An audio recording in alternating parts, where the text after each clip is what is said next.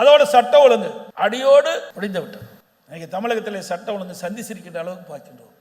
எனக்கு முன்னாலே என்னென்ன அவர்கள் பேசினார்களே, 2 வயது சிறுமி முதல் 80 வரை மோதாட்டி வரை பாலியல் சீண்டலுக்கு ஆளாக்கப்படுகிறார்கள்.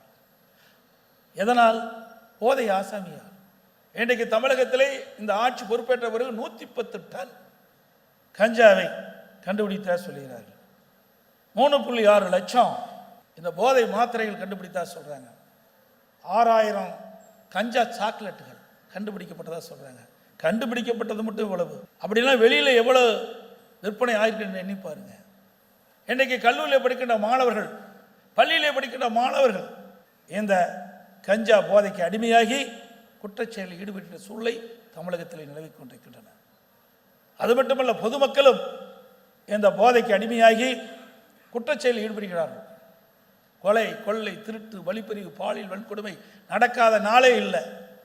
தினந்தோறும் பத்திரிகை ஊடகத்தையும் திறந்தா இந்த செய்தி தான் வருது.